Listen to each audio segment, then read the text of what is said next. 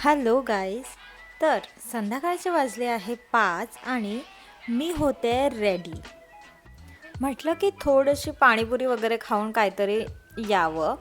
तर आणखीन एक छोटीशी खुशीची गोष्ट पण आहे, त्यामुळे मला असं वाटलं की छोटंसं सेलिब्रेशन करावं, तर ते पाणीपुरी करावं. आणि मी एवढी छान नाचते बिचते का आहे, त्याचं कारण आहे की माझे 100 सबस्क्रायबर्स झाले आहे आणि माझा एक व्हिडिओ थोडासा जास्ती व्ह्यूज आले आहेत त्याला.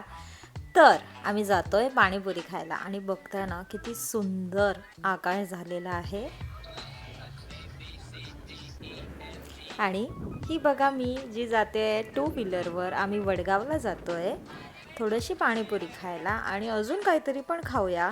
तर संध्याकाळचा वेळ झाला असल्यामुळे सुरुवातीला तर गावात एंट्री केली तर असं वाटलं की शांतताच आहे, पण थोडीशी गर्दी पण होती. पाणीपुरी खाणार होतो, पण मग हा दादा दिसला आणि या दादाचे मंचुरियन जे आहे ना ते खूपच छान असतात. हे छोटेवाले ते मंचुरियन ना मी जेव्हा कर्वेनगरला राहायची तेव्हा मिळायचे, पण तेव्हा माझी कधीच हिंमत नाही झाली ते ट्राय करायचं. मला असं वाटायचं की ते छान नसतील किंवा हायजीन वगैरे. पण या दादाचे हे मंचुरियन खूपच छान आहे हां, आणि टेस्टी एकदम छान, मस्त क्रिस्पी क्रिस्पी छोटे छोटे. आणि हिवाळ्याचे गरम गरम चायनीज खायला मजाच वेगळी येते ना. मस्त होते हा एकदम.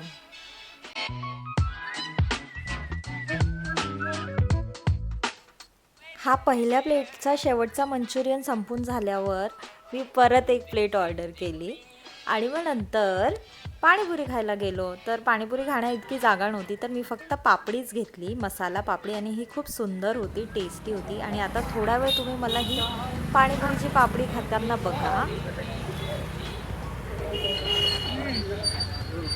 टेस्टी आहे का? हे दळलेले घंटा.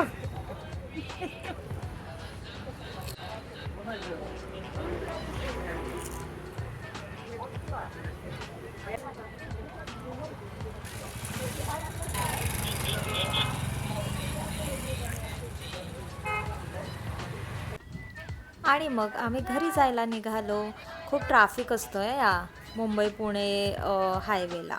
आणि घरी गेलो. जाता जाता आम्ही 2-3 सामान पण घेतलं आहे. एक खाकरा, मेथी खाकरा आणि मिल्क केक थोडासा. आणि घरी गेल्यावर हिचं तर मॅन्डेटरीच आहे ना, बाहेर येऊन तिचा लाड करवून घेणं. येस, तर असं होतं माझं छोटंसं सेलिब्रेशन.